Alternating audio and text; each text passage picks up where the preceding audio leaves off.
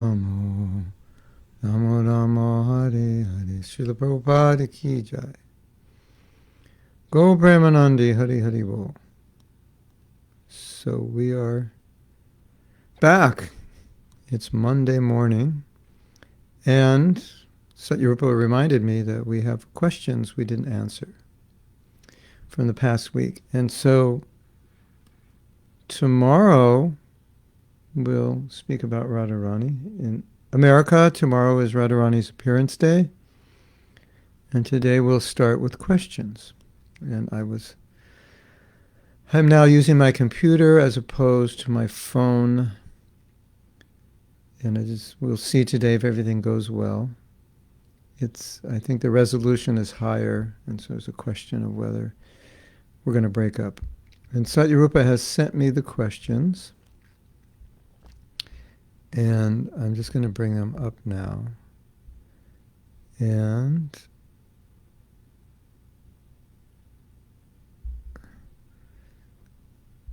I think I'm going to begin. I don't think I'm going to chant. We always go overtime. So I thought maybe we could start. Of course, I have to see how many people are here.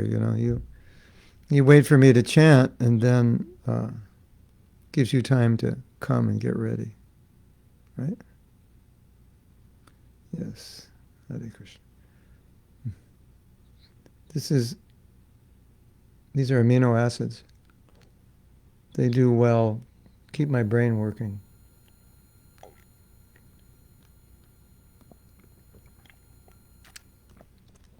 So, Namo Vishnu Padaya Krishna Prasthaya Bhutale Srimati Bhakti Vedanta Sham Iti Namane Namaste Saraswati Deve Gauravani Pacharnini Nirvisesa Sanyavadi Paschachita Satarnini. Okay, we have to wait for all of you to come, so we'll chant a little kirtan. I think you can hear this. I can't hear it. Hold on. Oh, I know why. You should be able to hear the keyboard. Let me know. Right?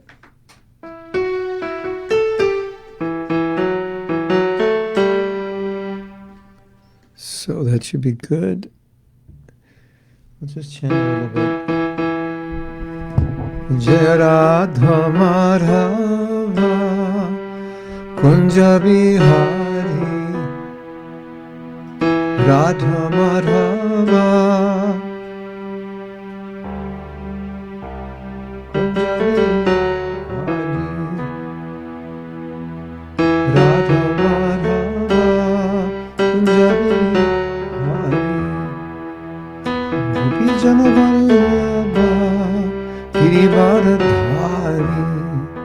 Gopi Jana Vallabha Girivardhari Yashodanandana Jajananjana Yashodanandana Jajananjana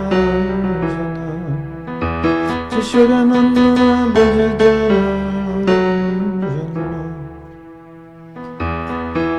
Yashodanandana Bhajajana Ranjana Jamuna Tira Vanachari Jamuna Tira Vanachari Radha Madhava Kunja Bihari Radha Madhava Kunja Bihari Radha Madhava Kunja Bihari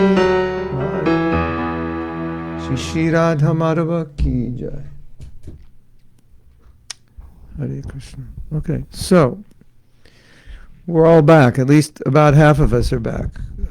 Maybe you doubted that I would be back. I find that if I take a break from my regular classes, sometimes it takes a few days for people to get back into action.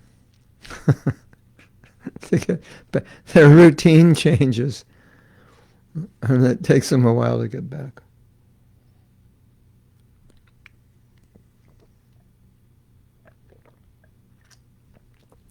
Okay, so, as I said, Satyarupa sent some questions. This is a question. These are questions that came up in relation to past classes, so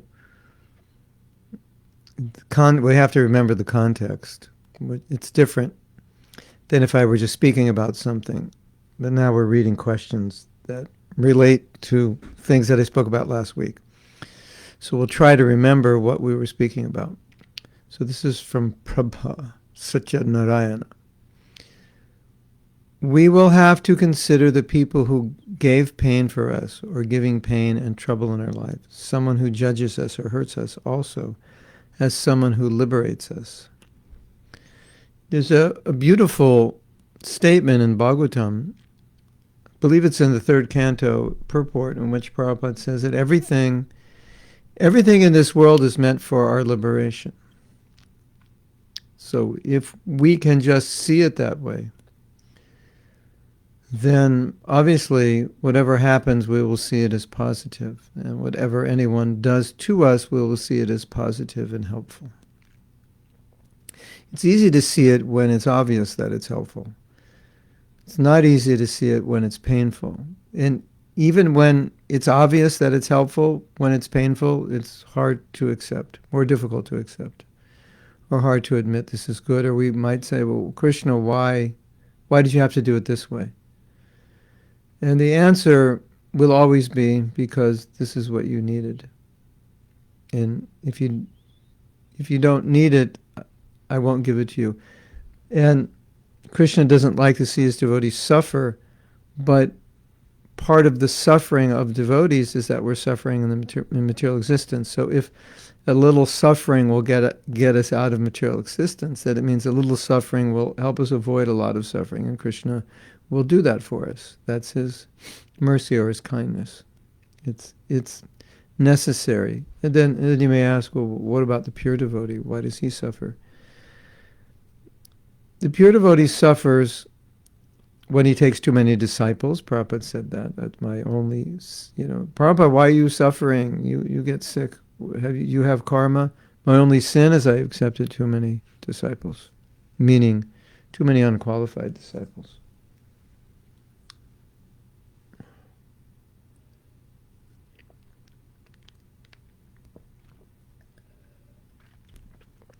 Sometimes the pure devotee gets sick as Prabhupada said, to remind the disciples that you're committing sinful activities and your guru is getting sick and you should stop committing sin. It also shows that if you have a material body, it's subjected to the conditions of the material world. And also we learn because the pure devotee sets an example. So he sets an example, and we all, excuse me,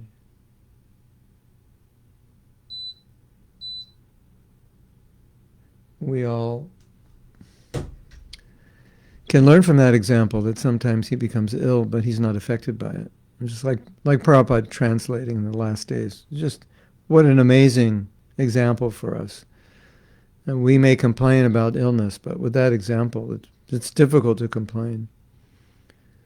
So when you see a pure devotee ill or struggling, we can understand it in these ways. And he's always exemplary in whatever he does. And we need that example, don't we?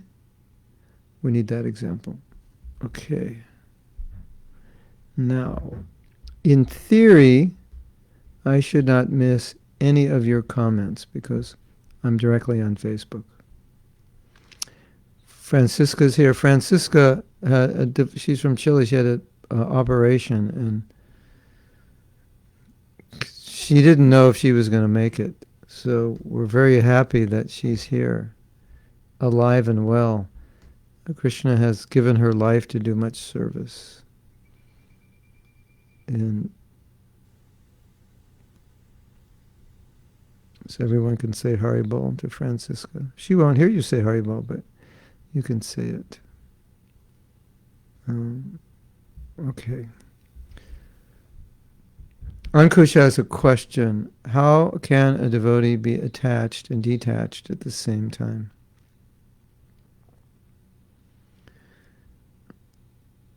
You mean to the same thing? Attached enough to do it and detached enough not to become entangled. Well, first thing, a devotee is attached to their service, but they're not attached to being honored for their service. And ultimately, they're not attached to the success of their service, at least if they've done their best. Of course, we want to be successful. But if we're not successful, we don't give up. That would be attachment to success. So we're detached in the sense that we do our best. And that's all we can do. If you're using the example, let's say, of Grihastha life, it would be somewhat unnatural to be completely detached, and it would be very unhealthy to be completely attached. So everything in the world is going to be taken away from us, so it's foolish to be overly attached unless it's for something Krishna conscious, which is eternal, which we should be attached to. And so, but it would be unnatural to be completely detached unless one is very evolved. And it would be impractical to be completely detached, at least externally, because the family thrives on some healthy degree of attachment. So the detachment that a devotee sees is that this is all Krishna's. So yes, just like we have God brothers and God sisters we're attached to, but we're not attached to enjoying them. We're attached to their company because their company inspires us in Krishna consciousness. So when you say attached, the connotation is I'm attached to getting enjoyment from it. But if I'm attached to it as a duty, or I'm attached to it because this is my family and they're natural objects of attachment, but I'm not attached to enjoying them, I'm attached to serving them, then you're detached at the same time as you're attached. Attached means I want to enjoy something independently of Krishna.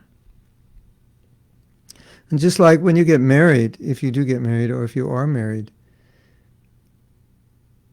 we should not see our spouses as objects of our enjoyment. And that's difficult because that's why people get married.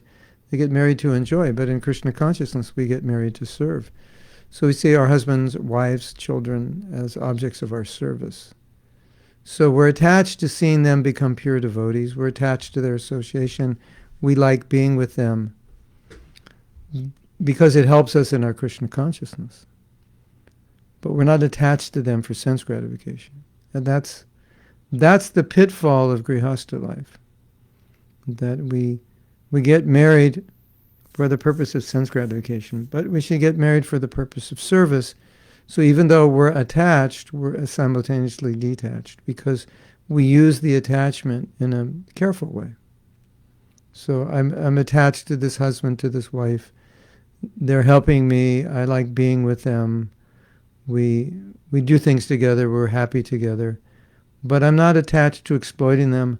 I'm not attached to enjoying them. That's Krishna conscious marriage. Not easy, is it? Because especially when you're young, we're very attached to enjoying the opposite sex.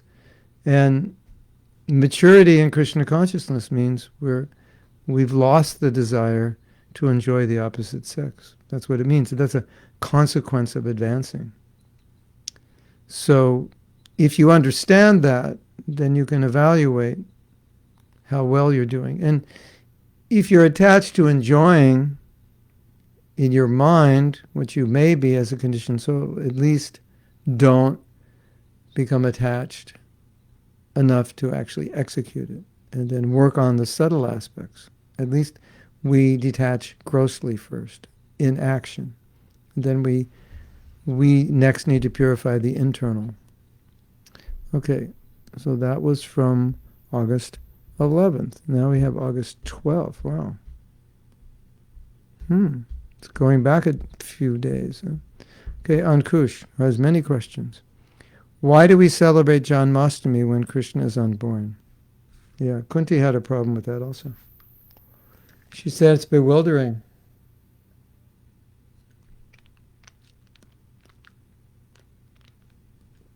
That the unborn takes birth. Well, Ankush, Prabhupada said, we could have a festival every day. You can have a festival around anything Krishna does. I got some new Chinese medicine from PC. I have now 4 varieties of Chinese medicine. I have many choices to soothe my throat by the mercy of PC. Some interesting Chinese medicine. So you could take any Leela of Krishna and have a festival. So, you have the festival around Damodar, you have the festival of Krishna's birth. Julan Yatra, swing, you could, have a festival around Krishna killing Putana. You could have a festival around Krishna killing Sankatashura or Bhomasura or Ristasura. Let's have a festival. Today, Krishna killed the bull demon.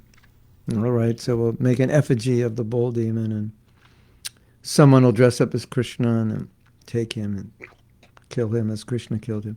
Why not? So that's the idea. Any excuse to have a festival, have a festival. It's a festival will help you remember Krishna. That's the whole point. So the unborn has taken birth. That's the bewildering nature of Krishna. So it's not the birthday. We call it the appearance day. Krishna, it's the day Krishna appeared on earth. So the tradition is to celebrate birthdays. So we'll use that as an excuse. Govardhan Puja is actually a bigger festival in Vrindavan than Janmashtami. Did you know that? It's actually bigger. Krishna lifted Govardhan Hill. Now is a big festival, cooking so many things. So you don't need a reason to have a festival. You just have a festival.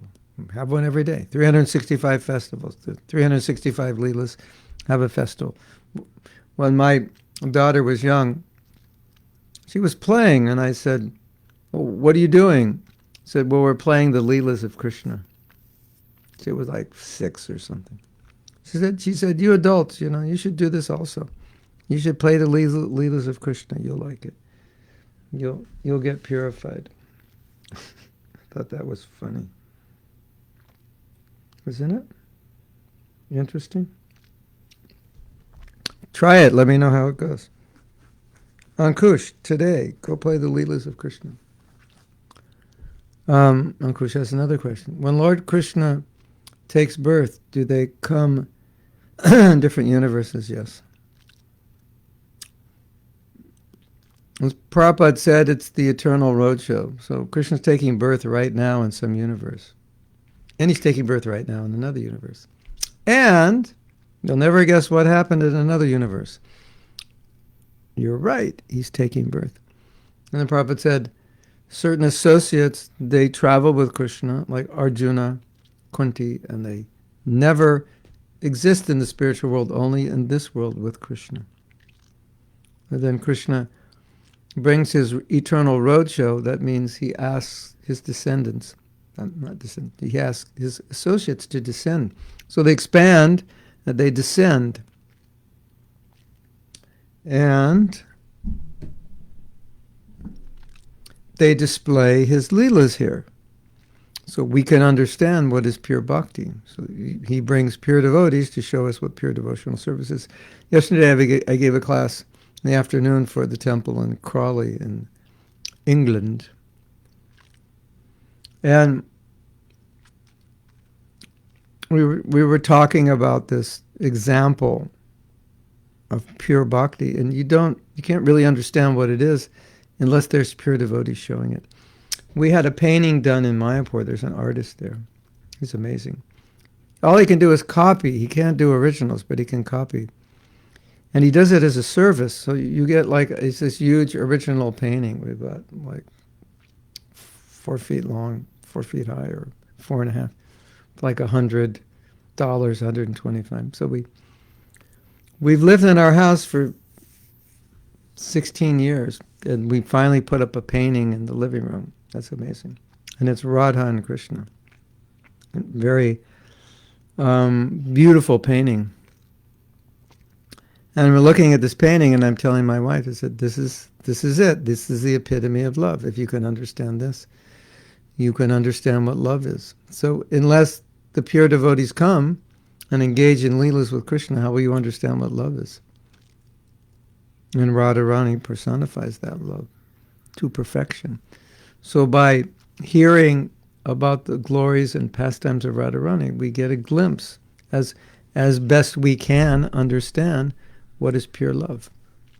And we need to understand what is pure love because we're trying to develop pure love. Correct? Correct. Okay, now I have to go back. It says, previously, I was on my computer and my phone, so I could look at what you're saying and also look at what I'm reading, but now it's all on one computer. So, Vijay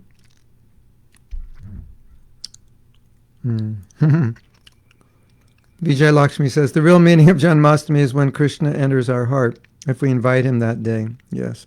Every moment, every day is Janmashtami, yeah. And you can invite Radharani into your heart.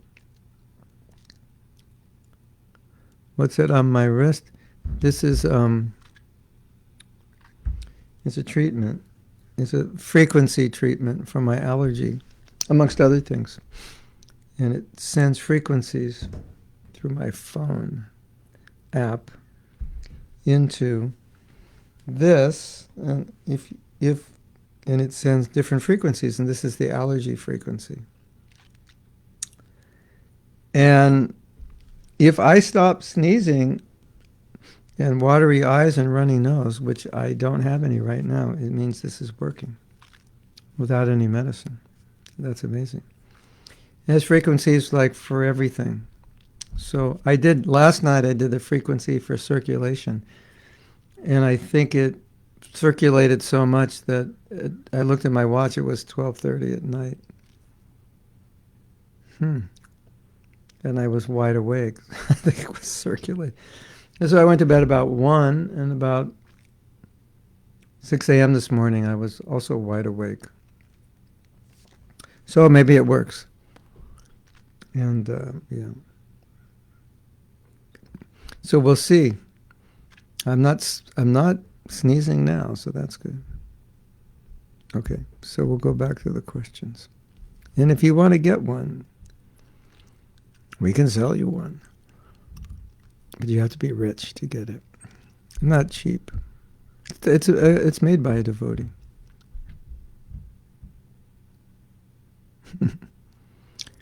Yeah, well, I'm not sneezing now, so that's good. Okay. So Priyamvada has a question. I think I've heard that Lord Balaram appeared in Devaki's womb in order to prepare it for Krishna's appearance. Is that accurate? Yes. If Krishna appeared from Devaki's heart, I'm not sure I understand this. Heart, womb, it's all the same. The Prabhupada explains that see, Balaram, his position is he's always serving Krishna. He's always facilitating, preparing, whatever has to be done, that's Balaram. He does it. So he was getting the womb ready. Womb, heart. We read that last week. Krishna appeared in Vasudev's heart, and then he transferred him to Devaki's heart. So you could say the womb, because that's what we normally say, but it was actually the heart. And so the consciousness, and that's where he came from, her consciousness. But, so we could, if you want to substitute the word heart for womb, then Balaram's there preparing that place where Krishna is going to appear. That's what he did. So Balaram is always servant, elder brother, protector, facilitator, making sure everything goes well. That's Balaram's position.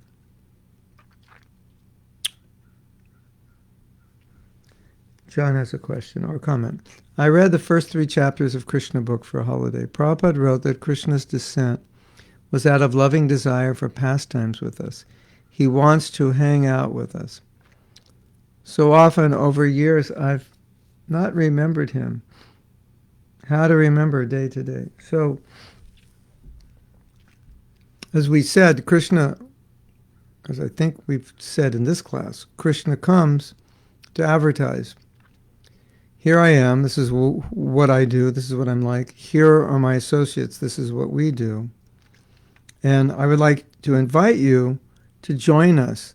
But to join us, you have to stop doing what you normally do, which is imitating me. Because if you're going to imitate me, then it's really not fun for me to have you around.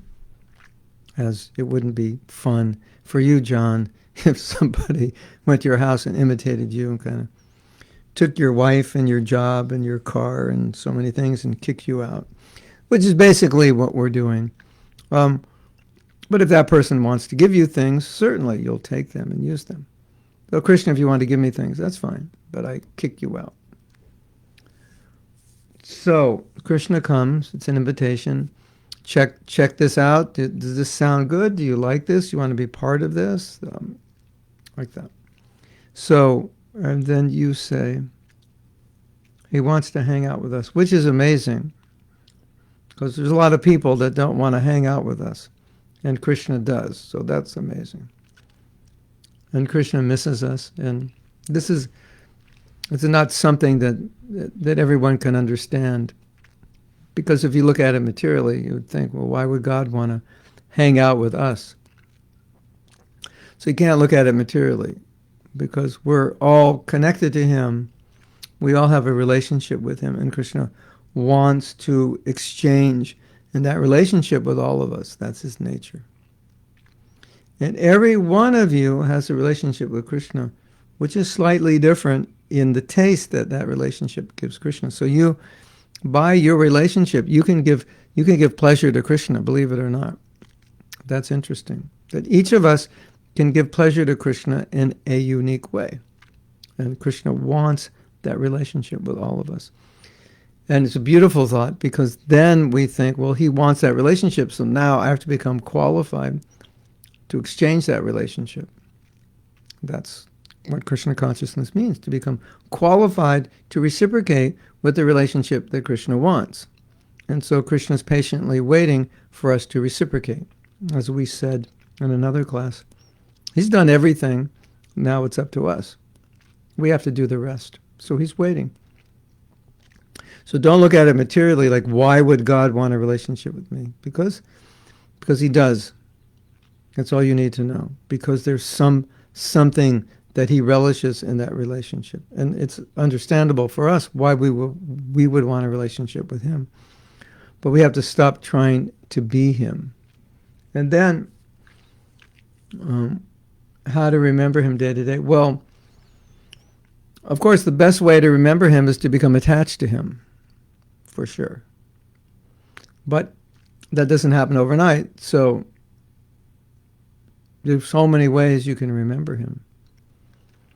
What I would like to help all of you achieve is being able to see Him everywhere and in everything, because then you remember Him.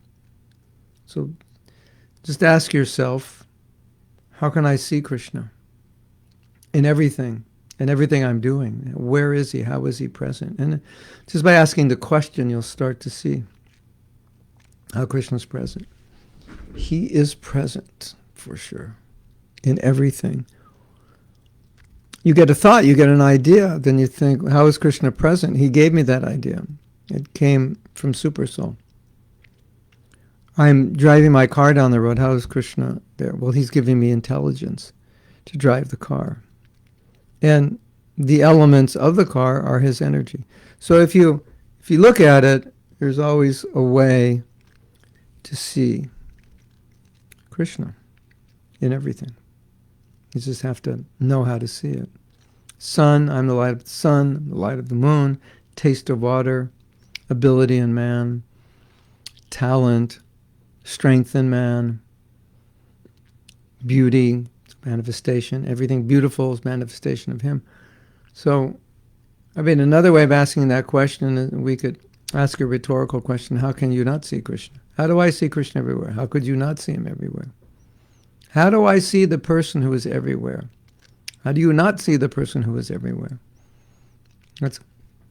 We think, wow, it would be amazing to think of Krishna 24/7. The most amazing thing is we don't think of him 24/7 because we're looking at him and we just don't see him.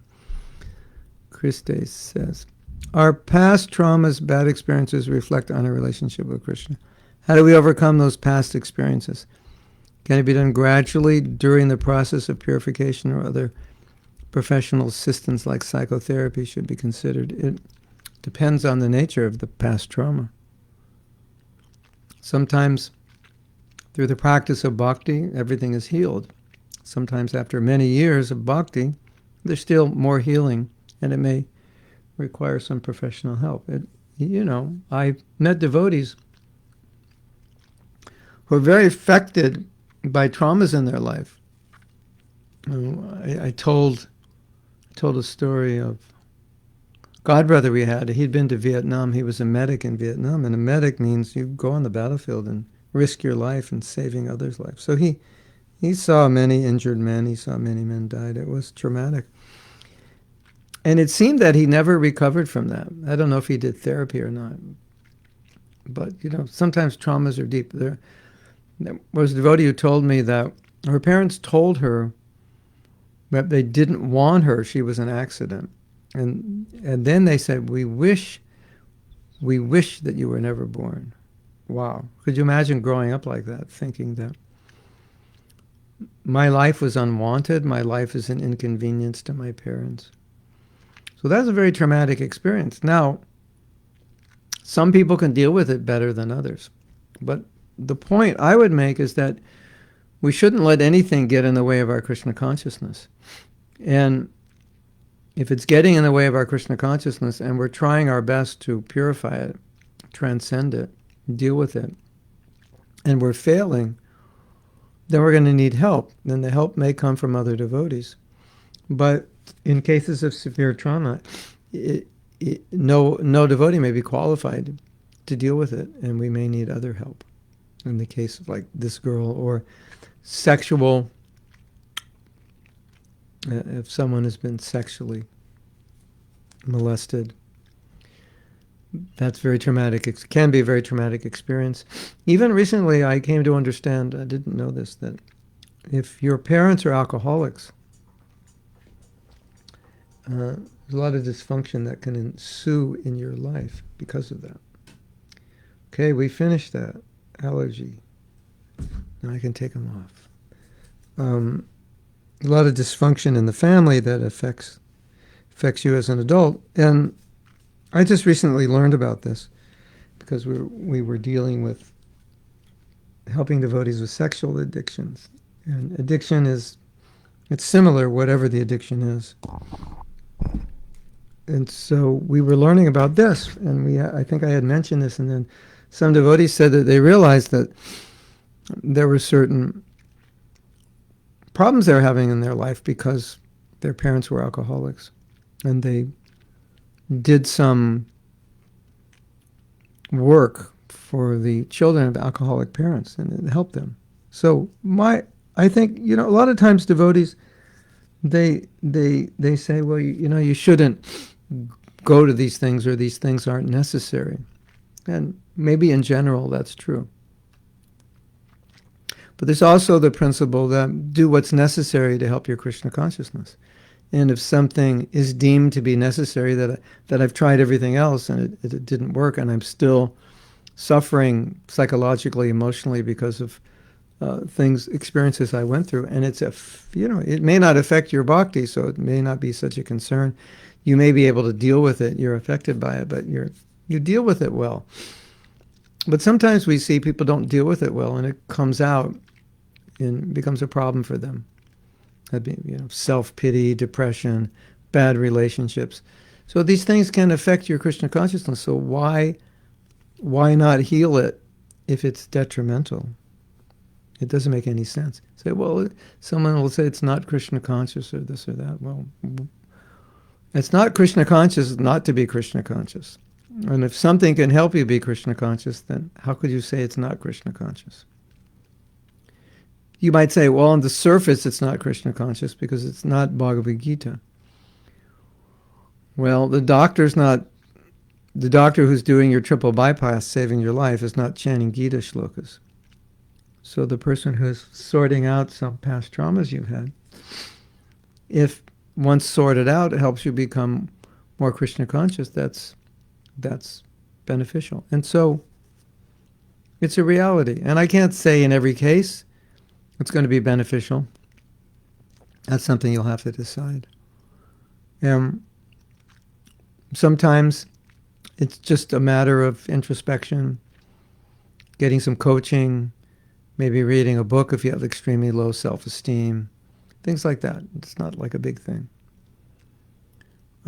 Sometimes it's just a matter of hearing what Prabhupada said about something and it heals you. You had some good japa today and it healed you. I mean, the point is to be healed somehow or other. And obviously our first choice is the direct process of Krishna consciousness, but in what I understand, in the case of serious addictions, that requires serious help. One devotee just sent me a talk by a guy who deals with addictions, and he said that this pornography addiction, it's going rampant. And he said, if you've had an addiction from a very early time in your childhood, not like, you got into alcohol or pornography when you were 20 or something. He said, if you got into it when you're like 11 or 12, 13, he said, probably group support work will not be enough. You'll probably need personal one-on-one therapy to overcome it. Now, Krishna can do anything. You could overcome it by chanting, by good association. And we've seen that. But in some cases, no, it may not be possible. Some cases, the Sangha of devotees is all you need. It works wonders. But the point is, if your case is special or you're special and you've done everything and still you have a problem that's severely handicapping you in Krishna consciousness, you have to do something about it, for sure. Okay, now I'm just going to see if you have any comments. Ankush. So I'll before we read any further questions, I'll read your comments. Ankush has lots of good questions. Gita Krishna says, give up all sorts of religion and surrender to me. In Bhagavatam 7.9.11, he says, I do not want service from anyone. Why different statements from Krishna? It means he doesn't need service. How does a neophyte devotee understand? When Krishna says surrender to me, it's not like you saying surrender to somebody. When Krishna says surrender to me, he's actually saying love me. So look at that verse like, just give up everything and love me. Okay, so why not? That's kind of Krishna. He's asking us into the relationship. But then Krishna's saying, but if you don't love me, I'm not going to have any like major problems. It's really you are the one who's going to benefit. So when you say, I do not want service, I don't need service from anyone. I'm self-sufficient. But if you want to enter into a loving relationship, that I want that. But I'm Atmarama also. I'm self-satisfied. So I want it, but I don't need it. And I need it, but I don't need it. It's sometimes like you fall in love with a girl and you want to marry her, but you don't want to marry her if she doesn't want to marry you. So you say, I'd like to marry you, but you decide, it's up to you, and if you don't want to, I understand and no problem. So Krishna is a little bit like that. I want the relationship, but if you don't want it, that's fine. I can continue with my leelas with all my other friends. Even if you're not there, it'd be nice if you're there, but if you're not there, it's not going to be the end of the world for me. So when Krishna says surrender to me, it's all about us. It's not about him. And Krishna is saying, I don't need you to surrender. I don't need it personally. It's for your benefit. Vijay Lakshmi is giving a similar answer. He only needs our love. So she quotes the verse. Let's read it. Supreme Lord, the Supreme Personality of Godhead, is always fully satisfied in himself. Therefore, when something is offered to him, the offering by the Lord's mercy is for the benefit of the devotee, for the Lord does not need service from anyone. To give an example, if one's face is decorated, the reflection of one's face in the mirror is also seen to be decorated. Krishna is Atma Ram, self-satisfied. So, you decorate Krishna, you become decorated. You clean Krishna's temple, your heart becomes clean.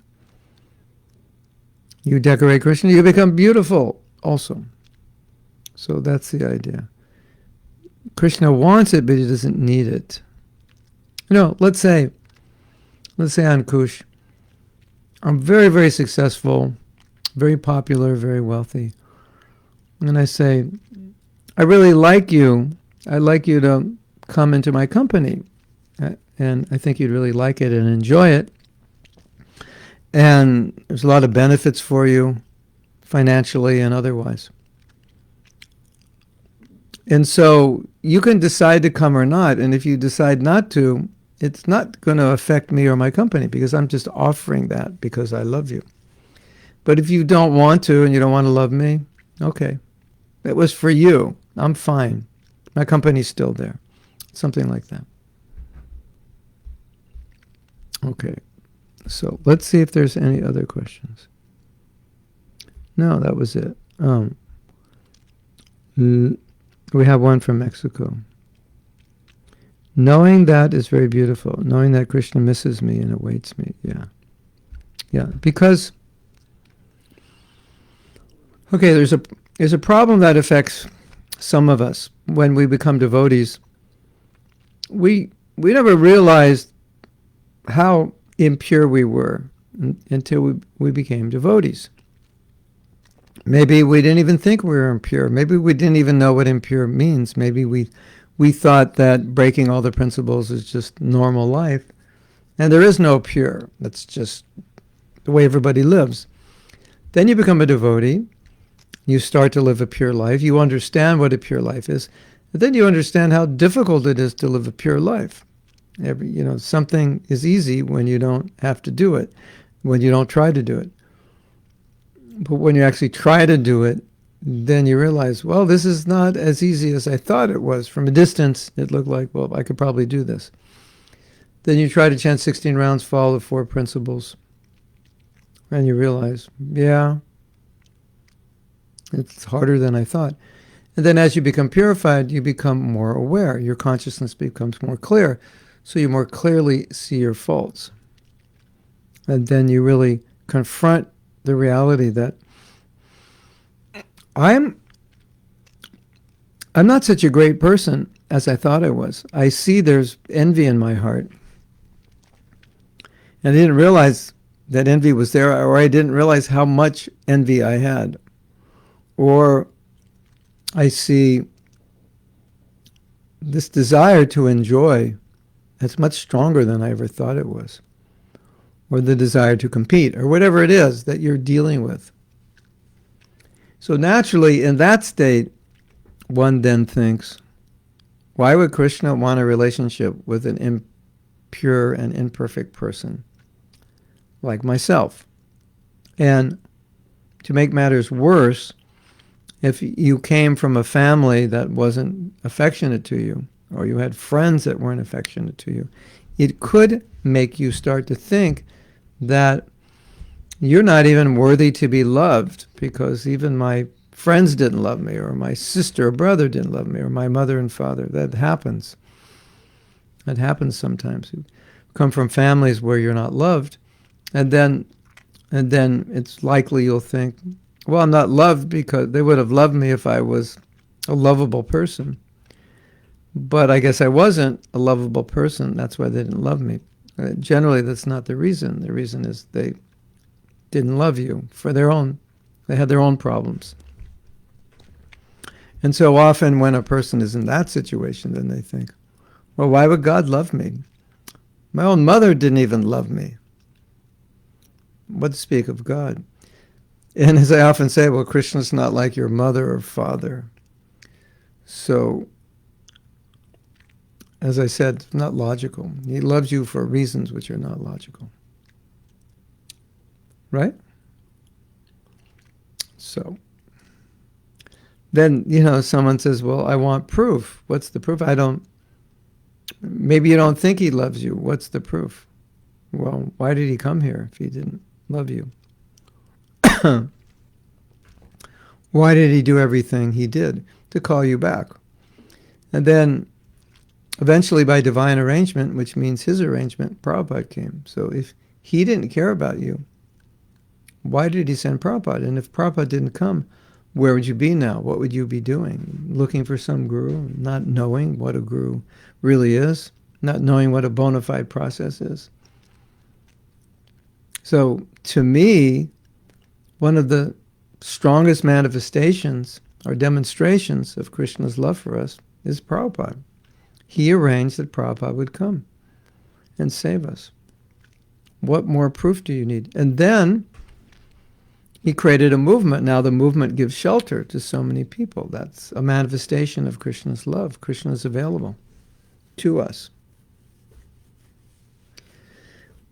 But I think perhaps maybe the most important point is to not think of this logically. Krishna says, devotees are in my heart. Sadhunam hridayam taham sadhunam mayam. Right? The devotees are in my heart, I'm in their heart. Krishna's not ungrateful. Prabhupada said that. Krishna's not ungrateful, he sees what you're doing. Krishna doesn't look at your heart and say, well, your heart's impure, that even though you've sacrificed your life to me, even though you've done tremendous service to help bring people to me, I still see that basically you're an envious person. You're not completely yet free from envy. So I really want nothing to do with you. I don't like you.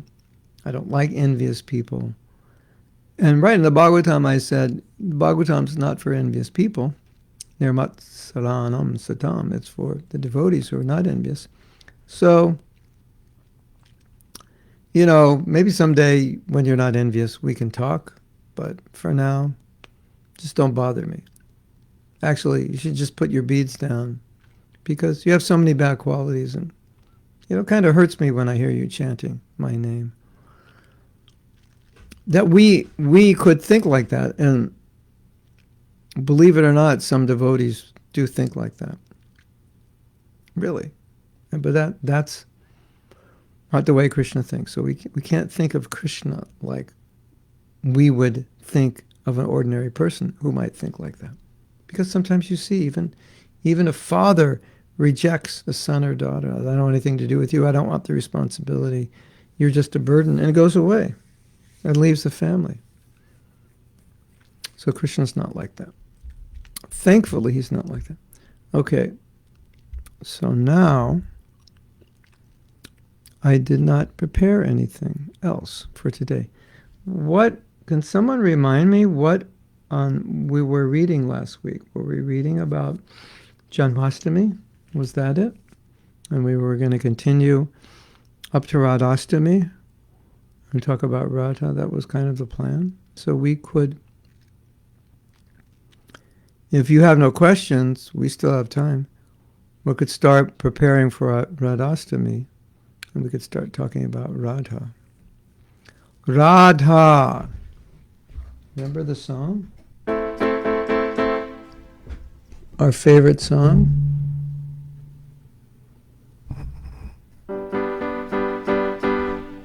Our favorite song. I think we should sing it. Because it's such a good song.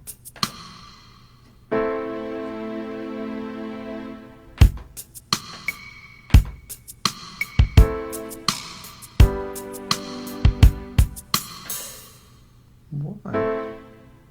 It's not working.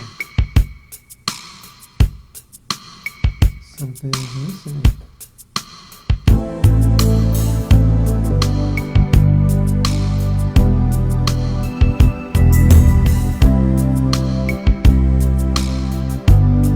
Radharani, Radharani, Radharani,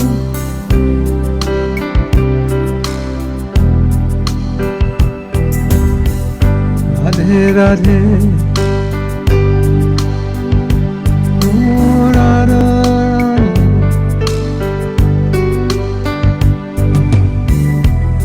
Radharani, Radharani, Radhe Radhe. Something like that. Voice not working, but you get the idea. So, let's talk about Radharani. We had given a class yesterday about Radharani. I don't know how many of you saw that class.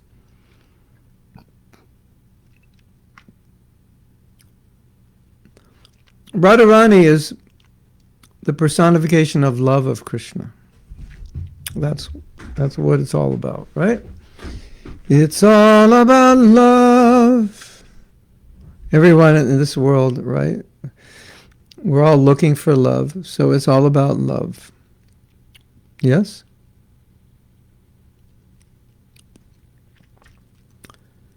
So, let me know if the voice is breaking up, because using this camera requires more bandwidth. And so if there's a problem, let me know. So you could say Radharani is the embodiment of love. Love personified. Love, if love could manifest in a form, if love of Krishna and pure devotion to the highest degree could manifest in a form, and it did, that's Radharani. And if we want to understand what pure love of Krishna is, then we understand it through Radharani, because she exemplifies pure love. Oh, you might have more questions. I didn't go down. I'm sorry. Oh, okay. So maybe we're not going to get to this Radharani Katha yet. I hadn't. So I'm going to go down and read your thoughts. So Gabriela says, as a therapist, I have realized how valuable it is for people who have been victims of violence to realize that they can find unconditional love, embracement and protection and healing by creating a relationship with Paramatma and Krishna. Wow. I call that Paramatma therapy. However, it has to be a therapeutic process carried out with great care towards that person, respecting their process, their rhythm, and their beliefs. Yeah. Well, definitely, for any devotees who are therapists or in the healing field, there's certain protocol, but we can add Krishna to that protocol and empower that protocol, for sure. And the one thing, Gabriela, and for anyone who's a coach or a counselor, should understand that in the recovery movement, recovery means recovering from addictions, in the recovery movement, they say it's not self-help, it's God-help. In other words, there are times and there are challenges in which we don't have the power. We're actually helpless. We're addicted. And so this power is controlling us, and we can't control it, no matter what we do, no matter how hard we try, how many rounds we chant, how much association we have. Still, that addiction, it's underlying everything, and it comes back. And so in the recovery movement, they say only God can help you. So that is always the idea of the devotee, that no matter what, it's always, ultimately it's Krishna who's helping. Right? And only Krishna can help. So if someone can place that much trust and faith in Krishna, then they will be able to get the power through Krishna to overcome their problems. So that's a beautiful idea, which is the Krishna conscious idea. So that for any devotee who's doing counseling, that or is trying to improve themselves, that's the basis. So Priyambhada is saying, what about his close associates? Does he not need their association also? Or is it that like they're always with him and so he's satisfied? Yeah. They're always together forever and ever. Yeah. Actually, although he needs them for his leelas, it's not really needing, because they're his own energy. Yeah, when Krishna's dancing with the gopis, he's dancing with himself, because they're all manifestations of him. I heard Krishna was dancing with wives of other men's wives. No, he was just dancing with himself. There was a song like that. I'll be sleeping. It's some maybe love song or something. I'll be sleeping with myself tonight. And Krishna could be saying, I'll be dancing with myself. So in a sense, he's dancing with himself. Another sense, they're all his wives. They all come from him. So different ways of looking at it.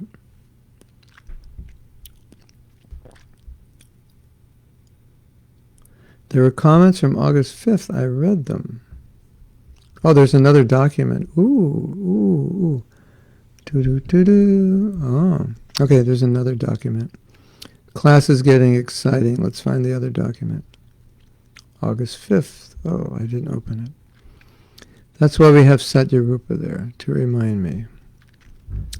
The absent-minded professor needs to be reminded. I think that the greatest fear of every devotee, especially if they're teachers, especially if they have disciples, is that their mind will degenerate so they can't think properly and remember and so on. So sometimes I have devotees acting as my mind, reminding me. So this is a question or a comment from Krishna Karshini. Many devotees struggle with emotional and even psychological issues. I think more so now than when I was young. Or maybe we're more aware of it, I'm not sure. But families were more stable in my generation. So I think there was less problems. I'm not sure. I can't say. It just appears that way. Maybe someone has information. Maybe Gabriella, you can find out if emotional, psychological issues, traumas, etc. are greater now than in previous generations. My generation specifically, or is that just we're just more aware of it? Or psychologists are great at giving names to mental problems. We didn't have names for them. So before you just acted a certain way. Now, there was no name for it, so you thought you were fine. Now they've given a name. It's a syndrome, the blah blah blah syndrome. Oh, I'm really messed up. I have the blah blah blah syndrome. 50 years ago, you didn't think you were messed up because they didn't have a name for it. And when you give it a name for it, you know what you get after that? Medication to cure it. Big business, right? But you got to give it a name first. Because without a name, then there's no need for medication to cure it.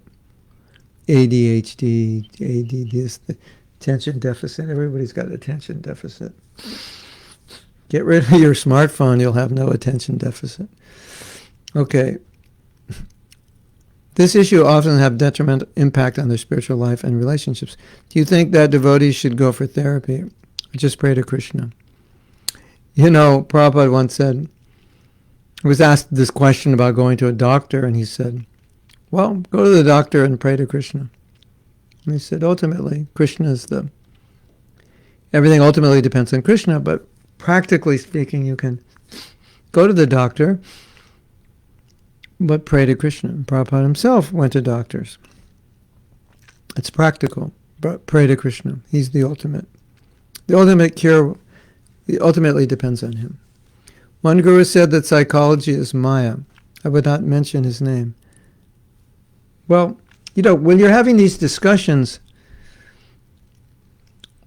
the first thing you have to do is when someone says something is Maya, define what you mean by that something, because maybe we would all agree that a certain kind of psychology is Maya. Or maybe he's seen certain things that cause devotees to leave Krishna consciousness. But of course, when you generalize all psychology is Maya, that it means you're saying you can't use psychology in Krishna service. And I don't think any psychologist or therapist or counselor or coach would ever say psychology is Maya, as we wouldn't say, in a sense, many things are Maya in and of themselves. They're neutral. It depends how you use them. So it may be that a certain kind of psychology, which is connected with a bodily concept, or philosophical ideas which are antithetical to Krishna consciousness, that could be Maya. Or the results of some psychological disciplines could be detrimental for some people. That may be true. But to say in general that, how could you say anything is bad in general unless you could demonstrate that 100%? That 100% of the devotees who utilize this left Krishna consciousness or left Krishna in some way. Now, I think one of the arguments that comes up is that, well, maybe you got a solution using a psychological process, but did you need that process? Could you have gotten that from Bhagavatam, from the Sangha of devotees? And that's a valid question. But if after applying all these practices and you're still addicted to alcohol, even though you're chanting 64 rounds and you're doing everything, and that does happen. I know devotees who, they have tremendous sadhana, but they have tremendous problems. Then in that case, if they can get help to help them break the addiction, why would that be Maya? So I think a lot of times, I think the other thing also is, sometimes we talk about things that we haven't investigated. It's just, I've seen this, human nature, You come to me and you say, oh, this devotee did this and now she left Krishna consciousness. And it was some psychological therapy or something. So then my response is, oh, psychology is Maya. On what basis do I say that? Well, this devotee did this and they left Krishna consciousness. But that's only one sample out of thousands of people who did other things who helped them. I know a devotee, and he had trouble at some point in his life.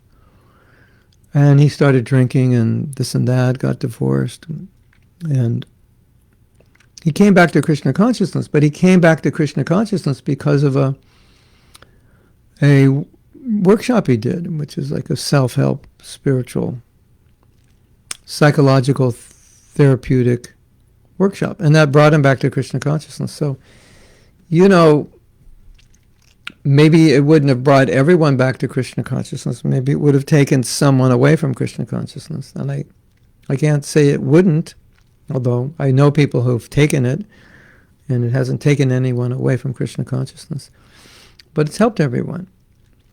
So, I think it's important when we discuss anything that we also have to take into consideration realities on the ground. Otherwise, we could be speaking very theoretically. Isn't it? Have you ever seen that? Like there's a discussion. We're discussing something, and it's a theoretical, philosophical discussion, but sometimes it gets to the point where it's like a rocket taking off from reality. It's like the realities on the ground aren't even considered anymore. So I think when we make broad generalizations, sometimes that can happen, that the realities on the ground are not considered. And I may be speaking about something just because, like I said, I heard a devotee had a bad experience, but I haven't studied it. And so I've seen that with some devotees. They hear that someone had a bad experience and they generalize that. Oh, then all these seminars are bad, all the psychology is bad, and so forth. I can't say it's all good. I can't say nothing is bad. I can't say there isn't some truth to what they're saying. But I can't really talk about it because I don't know what they're referring to. But I think to say all something is bad requires knowing all about it to say that, not just knowing one incident, which is, I think, generally when we say this is all bad. Or, I read one book by one psychotherapist, and I concluded that all psychotherapy is bad, but there's different kinds of psychotherapy.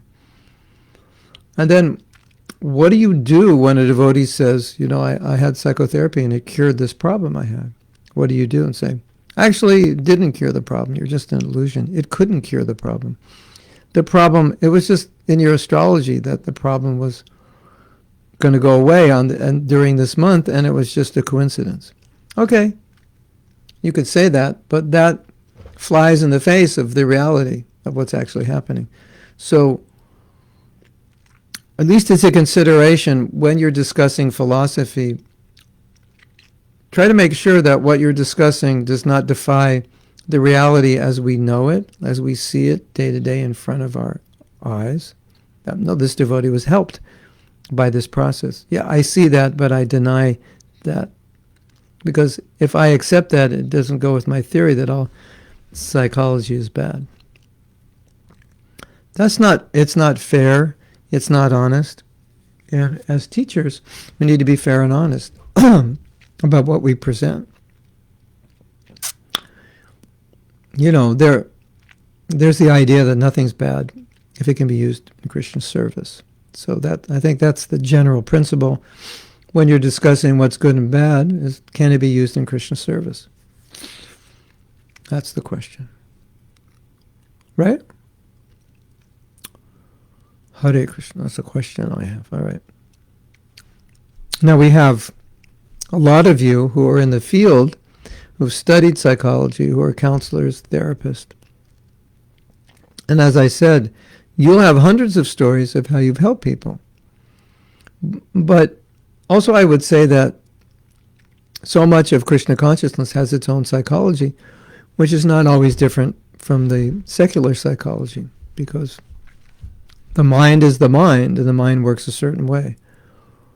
And so to utilize the mind to work for us in Krishna consciousness requires understanding how it functions and the principles of it. Now you might say, but the therapy of the Vedas is through the modes of nature. And from my study of therapy, psychology, much of it's similar. It's not viewed in those terms of the three modes of nature, but indirectly, the way certain things are described, we can say, oh yeah, that's the mode of ignorance.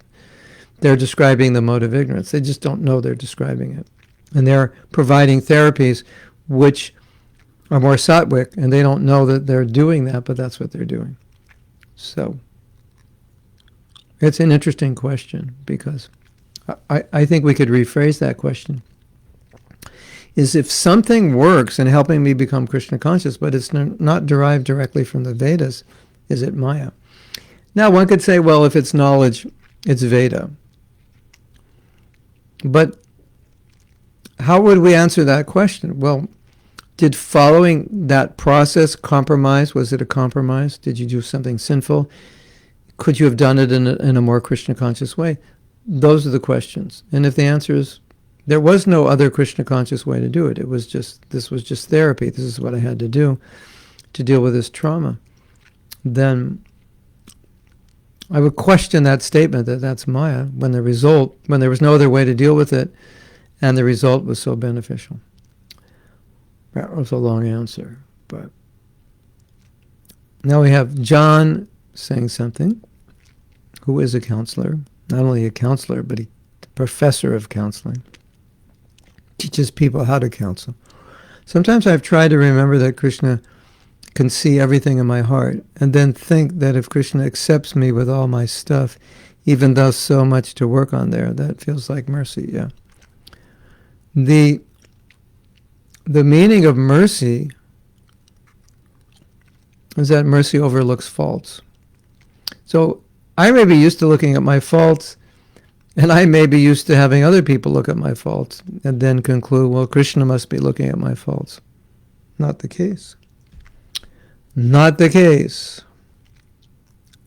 He doesn't look at us like we look at us. Okay, I have to go back and look at your comments, because you may be saying all kinds of things while I'm speaking.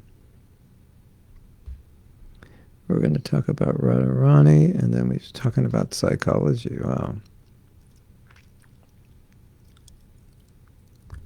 We've digressed, huh? From the spiritual world to the material world. I couldn't find the recording of the class yesterday. Maybe they didn't put it up.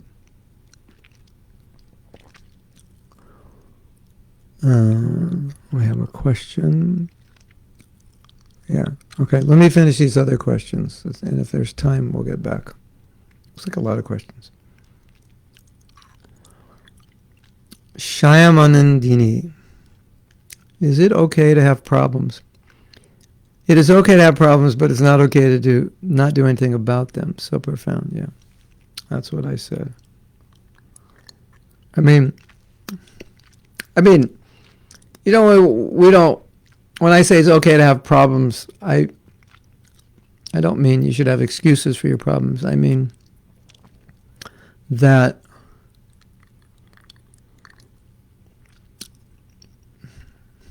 you have problems. So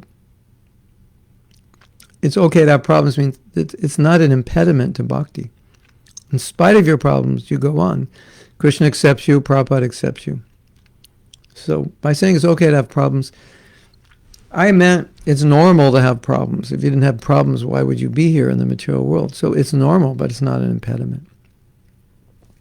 Wow. It's actually cold in this room. Can you believe it? And you can't even hear the air conditioning, can you? That's amazing. My life has changed totally since I got the air conditioning. Okay, you want to see it? Now that we have the camera, I can show you.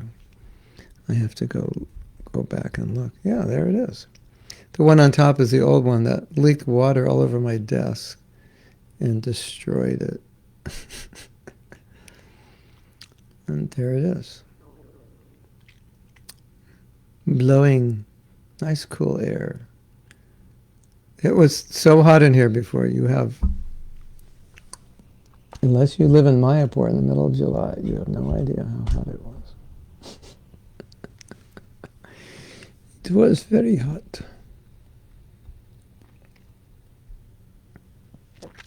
Okay. Krishna said, you said once that it's okay to have problems, but it's bad to have the same problems all the time. Yeah. Because it means you're not learning. So, if you have a problem, then you have a guru, and a guru helps you solve the problem. But, as they say in India, I have to see Prabhupada move the camera. Move me. But if keep having the same problem, not good. Gabriela says, since I started practicing Krishna consciousness, my levels of self-demand have increased greatly, as well as the quest for perfection. Thank you for this wonderful class. for reminding me. Yeah, we're saying, take it easy on yourself. You're not going to be perfect overnight, and you don't have to be. Because perfection, Krishna consciousness, is not material perfection. It's perfection of love. And we're not going to have love until we're more advanced. And by following the process, we'll get the love. So just be patient. Kamaniya says, God help versus self-help. Great topic for a class. Yeah. John says, I've seen counseling, therapy, psychology tools help clear away the junk so that folks get a glimpse of God and the soul. Nice. And then attraction builds. Important to find the right helper. That's a nice statement. Psychology can help. Someone says all psychology is Maya. Then you can say psychology can help clear the junk. And then, of course, the argument is always, well, Krishna consciousness can do that. I say that's fine, but in some cases, someone may need a little help, more help. Because the question I would ask is let's say you have some trauma, you were sexually abused when you were a little child, and it's coming up now in your adult life, you're remembering it, and it's problematic. So I could say, well, you just should chant more rounds. But then the question would arise, is japa meant to cure trauma? Is that the function of it? You can say, well, God can cure any trauma. And of course, we would agree. But I think we have to bring this point into question. Is the holy name, is that the function of the holy name? Is that what it's designed for? And would it even be offense to chant the holy name to become free from trauma? Or are there other processes that could directly deal with it? I would tend to think the latter to be true. More so true than the former. Philosophically and practically. Doesn't discount the fact that pure chanting of the holy name could solve all kinds of traumas, but wasn't created to do that. And our chanting may not be pure enough for it to do that. Or it may not be the nature of the holy name to do that. And even, okay, let's say for the sake of argument, it is the nature of the holy name. It can do that. Okay. Can you chant purely enough for it to do it? And what do you do while you're progressing to be able to chant purely enough while you're being affected by this trauma? Just remain affected. Could you get help? To me, it seems like it's just common sense. If I can get help, and that help would thereby, as John says, help me in my Krishna consciousness, why would I want to wait 20 years to clear my stuff out when it's such an impediment to my bhakti? Something to think of. Kishori says, my psychotherapy was so good for me. It helped me a lot. Even my therapist became an incredible devotee of Krishna. So Gabriella was helping Kishori, and Kishori was helping Gabriella. It was perfect. The perfect relationship. And so Gabriella says, clinical psychology can greatly help people, especially those who have been victims of violence. However, when psychology is combined with Vedic theology, the contribution to the common good can be even more powerful. Beautiful. That's a great answer. All psychology is Maya. Well, let's use it for Krishna. It'll be more powerful. Okay, so now we're going to go back. We get to end by talking about Radharani, getting ready for tomorrow. Sadhyarupa said, I mentioned in yesterday's class of Bhagavatam is a book on love. Can you explain more? Well, if Bhagavatam is a book about Krishna and his devotees, then it must be a book about love, because that's what goes on with Krishna and his devotees. Only love. Love and love only. That's it. So that's... What else is going on in the Bhagavatam? That's the understanding. That ultimately, everything in the Bhagavatam is to awaken our love of Krishna. So everything is concerned with love. And certainly all the leelas of Krishna and his devotees, they're all about love. Yes? You agree? That's the truth. So, but there are 10 topics of Bhagavatam: creation, secondary creation, material world, and so forth. But we see underlying all of this, like Bhagavad. What's the statement of Bhagavatam? It's the Amala Purana. Well, to the Amala Purana, now there's stories about Indra doing things which are indicative of big ego and so forth. What does that have to do with love? Ultimately, if you look behind everything, you'll see that ultimately that's where it's taking you, to loving Krishna. So even if I'm studying the material world comes from Krishna. It's His glory. And so even by studying the material world, I can become attached to Krishna. To loving, my love for Krishna can grow. That's why Krishna describes these things. My faith in Krishna can grow by understanding how He creates the world like that. Krishna says, beautiful class yesterday. Love what you said, how Radharani is the personification of Krishna's compassion and is the teacher in the school of love. Radharani teaches Krishna how to love. Yes? She's Krishna's teacher in the school of love. It's so transcendental. Just as Prabhupada said, you may not understand, but just hear about it.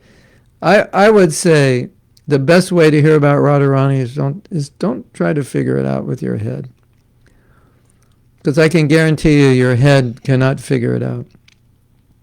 When you hear about Radharani, just hear with your heart. This is the person that loves Krishna more than anyone. She is the personification of love. Just let that sink into your heart. Your head's not going to understand. Because we have our own definitions of love, which have nothing to do with Radha's love for Krishna, right? So hear from the heart. Just let it, hear it, feel it. I don't want to be anti-intellectual, but trying to understand Radharani, that's not something you can understand. It's only understandable to the degree that you have love for Krishna. But worship Radharani, pray for her mercy. As I said yesterday, if you can get a little of her mercy, that is amazing. It will have an amazing effect on you. Now, I have a question. When I'm looking at the screen, I'm freezing up all the time. Do you see me freezing up? Okay, now we asked Gabriella the question, are people having more emotional problems today than ever before? I just heard a survey, Gabriella, that during lockdown, 1 out of 10 people has seriously contemplated suicide, not just like thoughts, but actually seriously thought about suicide. Interesting. Yes, research in different countries and from the World Health Organization indicates that mental health disorders have increased and continue to increase, especially in life in the big cities as opposed to life in the country. That's beautiful. I grew up in Los Angeles. And you might say, Los Angeles, it's such a big city. How could you live there? It's so crowded. Well, when I grew up, it wasn't such a big city and it wasn't so crowded. And the neighborhood I lived in had lots of trees and lots of lawns, and we were never more than maybe 2 miles from a park. And there were all these strip malls and all this and that and franchise stores. It didn't happen. It was okay. It was nice. I never felt like I was in a big city at all. Now cities have grown tremendously, and life has become much different. So I'm glad that you said that, because that confirms what I'm seeing on the ground. And many of the leaders in our movement are now aware of the need for counseling, the need for helping devotees with their emotional and psychological issues, because we're seeing more of it. Whereas when we were younger devotees, it was just chant Hare Krishna, everything's fine. You'll be okay in no time. Most of us didn't have these issues. Things have degraded tremendously. We were all hippies. You look at us and you think, wow, you're really weird, strange.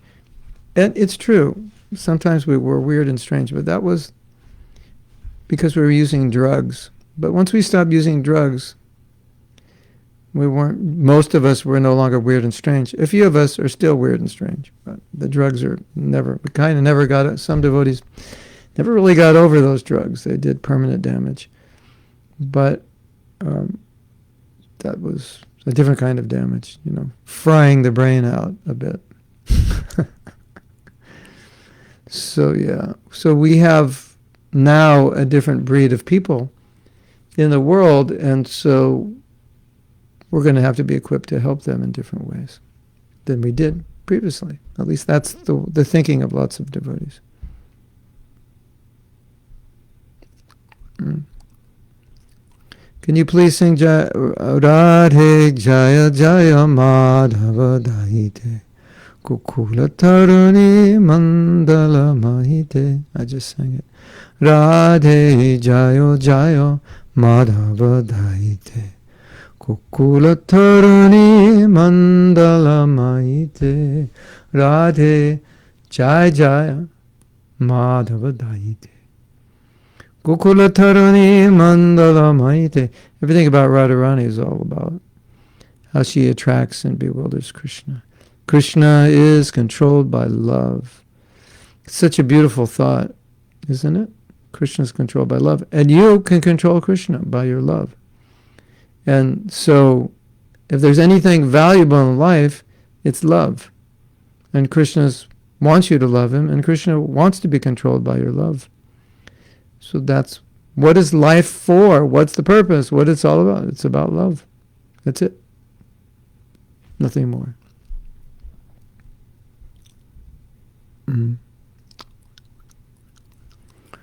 Increasing japa quiets the mind and heart that is traumatized, even without asking for it. Yeah, right. We're all traumatized to some degree, right? Guru Nishta.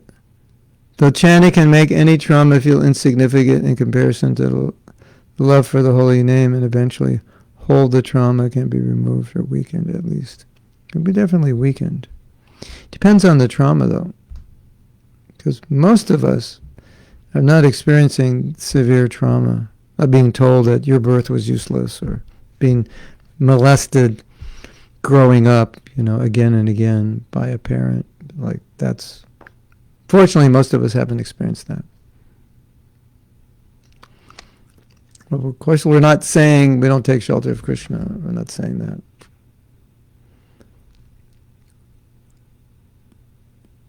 I'm freezing. Yeah, it's because... Freezing 1 second sometimes. Yeah. I may be freezing, but as long as you can hear me, that's the main thing. Video does freeze from time to time. On my screen, it's freezing all the time. But that's the bandwidth of this. I don't know if I can change the bandwidth. Radha, Priya, maybe you could see if we can adjust the bandwidth on the stream. Okay, so it's 9:31. You got 1 minute bonus point. We're going to end class here. If you want to join us in 2.5 hours, we're going to chant japa from Eastern Time, from 12 to 1. Hare Krishna to all of you. And we will get more into Radharani Katha tomorrow, on Radharani's appearance day, Radhashtami. Hare Krishna. Srila Prabhupada ki jai, Go Premanandi, Hari Hari Bol.